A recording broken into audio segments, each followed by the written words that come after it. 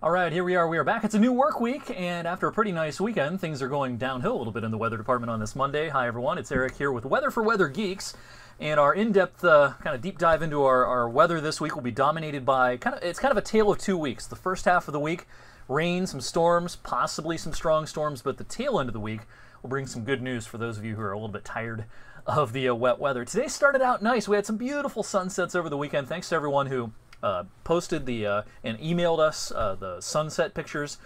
Saturday evening, we had some nice sunrise pictures Sunday morning and another nice sunset Sunday evening. Today's sunrise was pretty good, but then, yeah, it kind of went downhill a little bit in the afternoon with clouds thickening up during the second half of the day.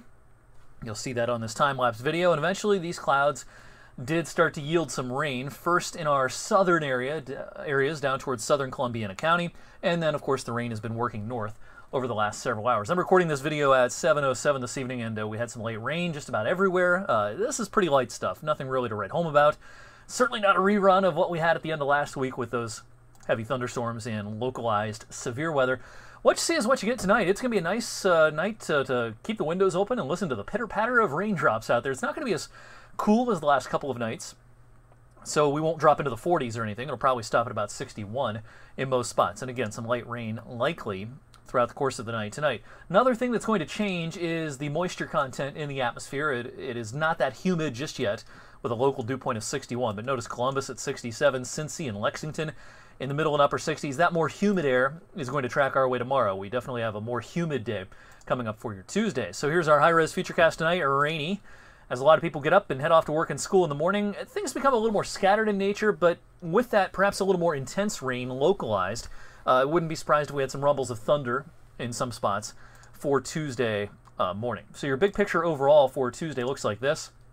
73 for the high. Notice our rain chances are highest in the morning, decreasing some in the afternoon. So things become a little bit spottier again by the afternoon. Almost exactly 12 hours worth of daylight coming up on Tuesday.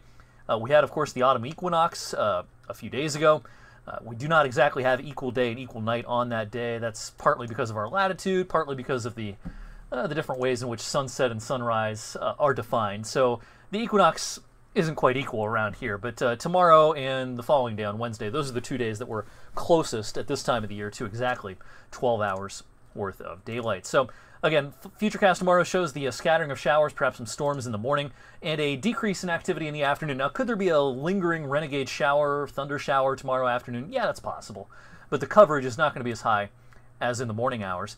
Then as we go towards Wednesday morning, this is kind of an interesting situation. We have a cold front approaching, plenty of warm, humid air, not a favorable time for severe weather, but we have some things going on in the atmosphere early Wednesday morning that could lead to some gusty thunderstorms. One thing I'll be keeping an eye on here is an emerging low-level jet.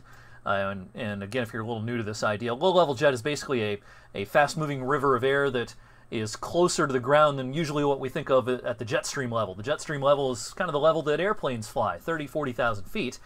This is more at the 5,000 foot level, and when you see a fast-moving ribbon of air at that level, that can enhance updrafts in showers and storms, and where you get downdrafts coming out of the storms, that can pull some of that wind energy from up there at 5,000 feet or so down to the surface, and you can get some gusty winds as a result. So notice in the wee hours of Wednesday morning, we have some pretty strong winds overhead here, perhaps up to 50 to 60 miles per hour, and that low-level jet, while it starts to pull away Wednesday morning, is still partially around. So a little bit of a concern for some heavy gusty storms to kick off Wednesday. Here's the day 2 outlook from the Storm Prediction Center for severe weather.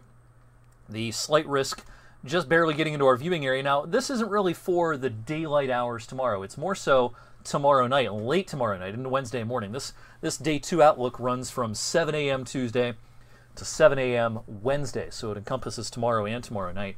And I think we're included in this risk category for what may occur very late tomorrow night and early Wednesday morning. Here's the day 3 outlook for Wednesday.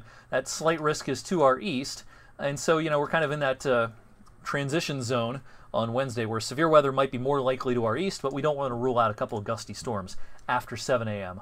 on Wednesday. By Wednesday afternoon, maybe one more band of showers and storms. Then I think we'll see some clearing, and the dew points are going to drop pretty nicely by Wednesday evening, leading to maybe a pretty nice sunset once again Wednesday evening, and then we'll call it a mix of sun and clouds and much cooler, or not all that much cooler, but drier air making its way in for Thursday. So from now through Tuesday night, our modeling here, latest runs have gone a little higher with the rainfall totals here. We could average an inch to an inch and a half of rain through Tuesday night, with maybe another quarter to and a half an inch coming our way on Wednesday.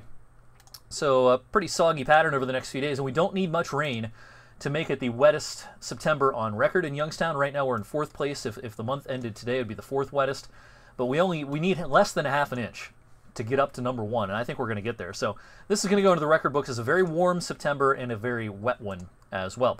Dew points elevated for the next couple of days, but then here's the big crash at the end of the week. Beautiful weather Thursday, Friday, much better Friday for high school football this week. We won't see any sort of weather problems Friday evening, and the dew points should stay pretty low as we go into the weekend, the final couple of days of September, looking pretty pleasant. Now, one longer range kind of change here. I was advertising last week, before we had all the severe weather, that the very end of September and early October were looking pretty cool. Well, the models keep wanting to just resist the cool air from getting too far south and east out of Canada.